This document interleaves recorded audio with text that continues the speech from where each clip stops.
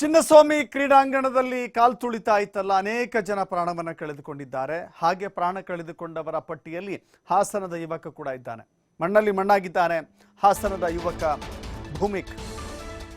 ಭೂಮಿಕ್ ನಡೆದು ತಂದೆ ತಾಯಿ ಕುಟುಂಬಸ್ಥರು ಕಣ್ಣೀರ್ ಹಾಕಿದ್ದಾರೆ, ಕಣ್ಣೀರಿನಲ್ಲಿ ಕೈ ತೊಳಿತಾ ಇದ್ದಾರೆ. ಅವರ ಆಕ್ರಂದನ ನಿಜಕ್ಕೂ ಕೂಡ ಎಂಥವ್ರಿಗೂ ಮರ್ಕೌಟ್ತದೆ. ಮಗನ ಪಾರ್ಥಿವ ಶರೀರದ ಮುಂದೆ ತಬ್ಬಿಕೊಂಡು ಗೋಳಿಡ್ತಿರುವಂಥ ಕಣ್ಣೀರಿಡ್ತಿರುವಂಥ ದೃಶ್ಯ ಇದೆಯಲ್ಲ, ಎಂಥವರ ಮನಸ್ಸು ಕಲಕುತ್ತೆ. ಹಾಸನದ ಕುಪ್ಪಗೋಡು ಗ್ರಾಮದಲ್ಲಿ ಭೂಮಿಕ ಅಂತ್ಯಕ್ರಿಯೆ ನಡೆದಿದೆ. ಅಂತ್ಯಕ್ರಿಯೆ ವೇಳೆ ಸ್ಥಳೀಯ ಶಾಸಕ ಅಂದರೆ ಬೇಲೂರಿನ ಶಾಸಕ ರಳಿ ಸುರೇಶ್ ಉಪಸ್ಥಿತಿ ಇದ್ದು ಆ ಅಂತ್ಯಕ್ರಿಯೆ ವೇಳೆ ತಂದೆ ತಾಯಿಗೆ ಆ ಕುಟುಂಬಸ್ಥರಿಗೆ ಧೈರ್ಯ ಹೇಳುವಂಥ ಕೆಲಸವನ್ನು ಮಾಡಿದ್ದಾರೆ.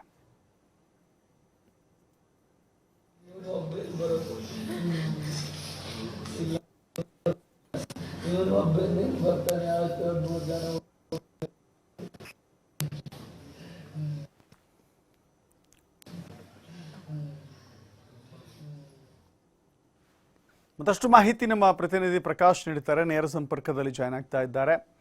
ಪ್ರಕಾಶ್, ಈ ಮೃತಪಟ್ಟಿರುವ ವಯಸ್ಸಿನವರ ಸಂಖ್ಯೆನ ನಾವು ನೋಡ್ತಾ ಇದ್ದೇವೆ. ಆಲ್ಮೋಸ್ಟ್ ಎಲ್ಲರೂ ಕೂಡ 16, 17, 18, 19, 20, 30, 35 ಒಳಗೇನೆ ಬಹುತೇಕ ಜನ ಇದ್ದಾರೆ.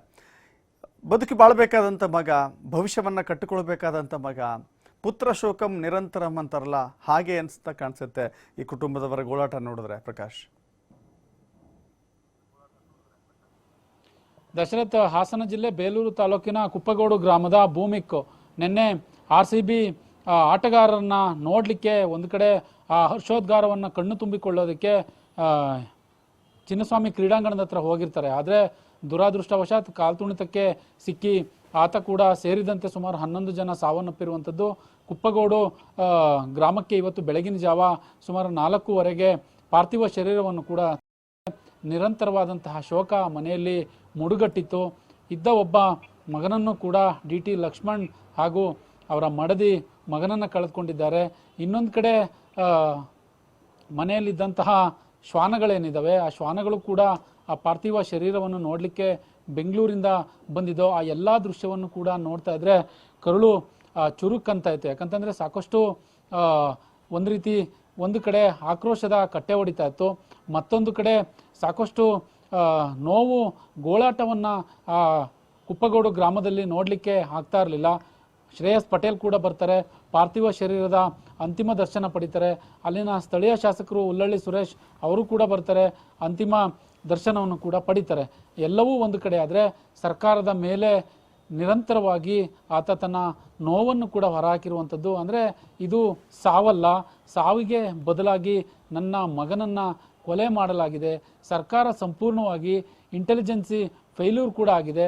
ಇದಕ್ಕೆ ಎಲ್ಲದಕ್ಕೂ ಕೂಡ ಸರ್ಕಾರದ ಯಾರ್ಯಾರಿದ್ದಾರೆ, ಅಧಿಕಾರಿಗಳಿದ್ದಾರೆ, CM ಆದಿಯಾಗಿ DCM ಆದಿಯಾಗಿ ಎಲ್ರಿಗೂ ಕೂಡ ಒಂದು ರೀತಿ ಹಿಡಿ ಶಾಪವನ್ನು ಹಾಕ್ತಾ ಇದ್ದಂಥದ್ದನ್ನು ನೋಡಿದರೆ ನಿಜವಾಗ್ಲೂ ಅಲ್ಲಿ ಕರುಳು ಚುರುಕಂತ ಐತೆ. ಯಾಕೆ ಒಂದು ಕಡೆ ಮಗನನ್ನು ಕಳೆದುಕೊಂಡಿದ್ದಾರೆ, ಇನ್ನೊಂದು ಕಡೆ ಸಾಕಷ್ಟು ಅವರಿಗೆ ನೋವು ಕೂಡ ನುಂಗ್ಲಿಕ್ಕೆ ಆಗ್ತಾ ಇರಲಿಲ್ಲ. ಅಷ್ಟೊಂದು ನೋವು. 20 ವರ್ಷದ ಮಗನನ್ನು ದಿನ ಕೂಡ ಕೈತುತ್ತು ಕೊಟ್ಟು ಬೆಳೆಸಿದ್ದೋ ನಾವು, ಆದರೆ ಮಗ ಈ ರೀತಿ ನಿರ್ಲಕ್ಷ್ಯಕ್ಕೆ ಒಳಗಾಗಿ ಸಾವನ್ನಪ್ಪಿದ್ದಾರೆ.